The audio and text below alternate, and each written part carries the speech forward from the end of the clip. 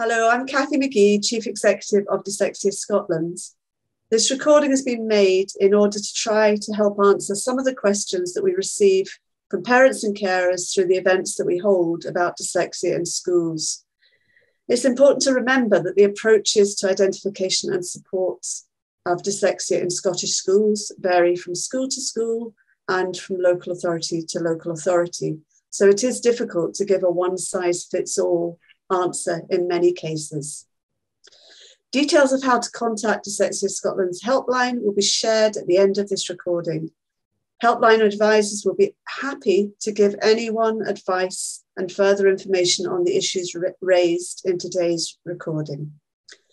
So I'm delighted to be joined today by Fran Foreman, Debbie Thompson and Dawn Roberts, who will answer our questions. And I'm also accompanied by Lena Gillis from Dyslexia Scotland.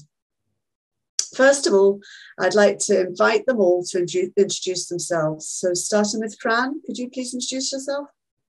Hello, I'm Fran Foreman. I'm a Senior Education Officer in Education Scotland, and I have dyslexia within my national remit, within inclusion and additional support needs. And I'm also the chair of the Adjacent Dyslexia Toolkit Working Group. Thank you, Fran. Debbie, could you introduce yourself, please? Hi, I'm Debbie Thompson. I'm one of the principal teachers within East Ayrshire Support Team, Central Support Team for Additional Support Needs. I support the dyslexia identification route within the authority, and I'm a member of the Adjacent Dyslexia Toolkit Working Group. Thank you, Debbie. And Dawn, over to you. Hi, I'm Dawn Roberts. I'm a principal teacher in a local high school, and I've also got experience as a support for learning teacher in local primary schools. Thank you. And Lena, could you briefly introduce yourself too? Hi, yes, I'm Lena Gillis and I'm the National Development Officer for Dyslexia Scotland. So thank you. We're really, really pleased to have you all here to answer the questions. And I think this webinar will be very, very useful for parents and also for teachers. So we're going to be asking questions about what happens before or during assessment, what happens during the identification pathway, and what happens in transitions and post-school. The first one, just to start, I'm going to ask Dawn this question. And all of these questions are from parents. I'm really confused as to why it's taking so long for my child to be identified. We've been asking since primary 2, and it feels like all of the concerns we raised have been dismissed. Thanks, Cathy. It's very difficult when children are very young and first starting school. There are lots and lots of reasons why young people might be experiencing difficulties, particularly with literacy. For example, English as a second language, speech difficulties, hearing difficulties, lots and lots of reasons. And also youngsters' exposure to text and exposures to stories. So I think we need to give primary 1, primary 2, primary 3, young people coming into the school system to settle in, to get to know their schools, and for the teachers to get to know their learning profiles. And lots of characteristics of dyslexic learners are in all learners as they're learning to read. For example, BD reversals is very common in primary 1, primary 2 children's writing. However, if this goes into later years in the primary school, that's when that would raise a concern. So I think parents have to appreciate, whilst they know their children very well, the school system's getting to know their young people, and we need to give them time to develop their own characteristics through learning. I don't know if anybody wants to add anything to that.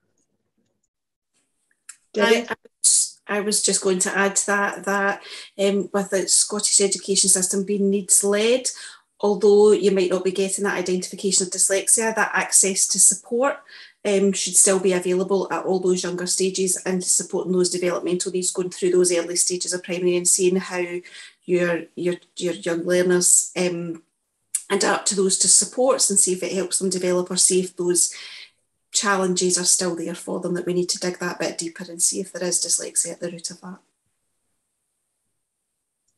Okay, thank you. The next question is for Fran to start with. We have a question that says, my son's school have started to put a plan in place to support him, but nobody wants to use the term dyslexia.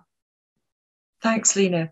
And as Debbie highlighted, we have a needs-led system in Scotland. It is designed to be inclusive, and it's designed to have the child at the centre. We know it's not perfect. The Morgan Review that was published in 2020 absolutely highlighted that.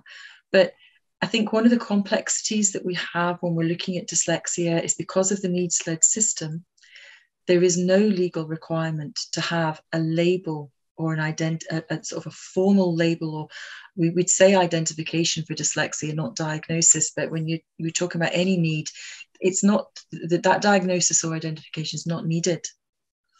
However, we really do recommend, particularly through the toolkit, that where there is appropriate evidence that a learner is dyslexic, that the term absolutely is used.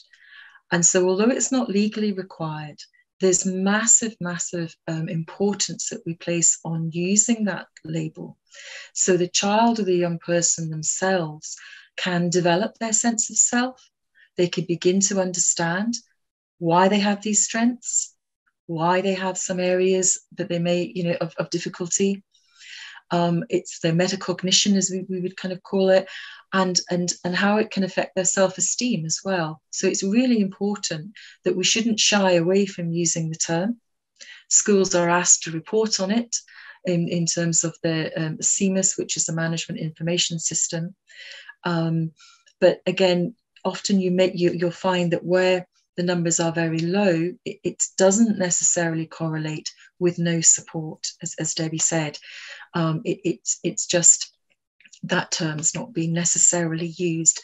But if you have a child and they've been identified with dyslexia and you want that term to be used, then I would recommend you get in touch with the school, in touch with the local authority, and to have that discussion with them. Thank you, Fran. The next question leads on from that, and this is a question for Debbie.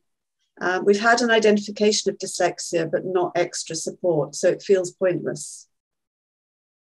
Thanks, Kathy. I think when we're looking at that process and coming out the other end, when you've got the identification or not, sometimes it's what we think of as support.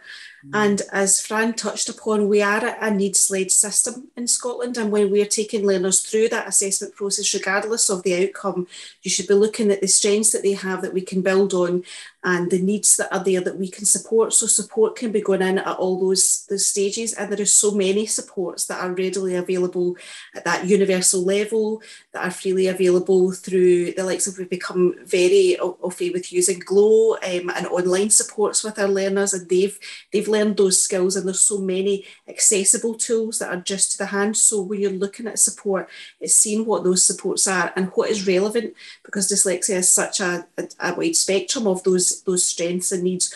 What are the relevant supports for the individual children that fits with their profile of need? Great, thanks, Debbie. Now this is a question for all of you, because I think it would be interesting to hear different perspectives around this. So somebody said we had to go down the private assessment route as the school wouldn't listen. We were told his confidence was low. We got the assessment done in primary 4. And they've said we still struggle with the school trying to get them to implement the support depending on the teacher's experience. And I mean the support from the private assessment. So Fran, would you start off with that, please?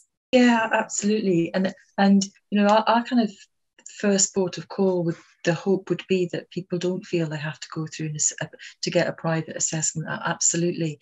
But it is important to understand that schools and local authorities, they are required to have cognizance of any independent assessment and recommendations or suggestions for support approaches that they provide in that report.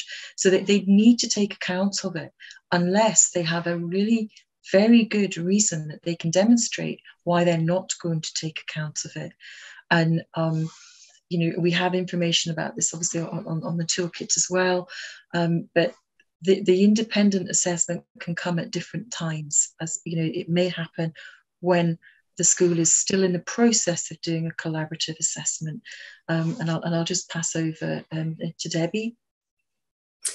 Yeah, and I think I kind of touched upon that in the last question, that collaborative assessment, the best practice is that assessment over time, looking at what assessment information is readily available, and putting in supports as you're going through that process. Sometimes when you get that private assessment, it's that snapshot, and they can be looking at programmes that are not necessarily available in the schools. And what's important, as Fran said, is for schools to take cognizance of that report, what they've identified in that, the strengths and needs, and looking at what kind of recommendations they've made with regards to resources and longer term supports, and seeing if they are able to implement them, or if there's alternatives that are already available in the authority or within the school that they can do that would replicate a similar model of support for that child, and to suit the learning needs of them, because they know those learners from their experience of working with them.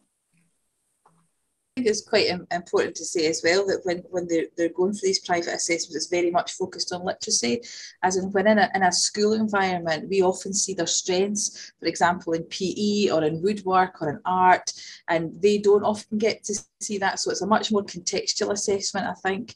And we also, when we're doing it in schools, we're pulling on, history that the parents might have shared with us, family histories of dyslexia, for example, and also their interests and where they see them in a different context, even to school seeing them. So it's really important that we get that sort of holistic view of the child, I think.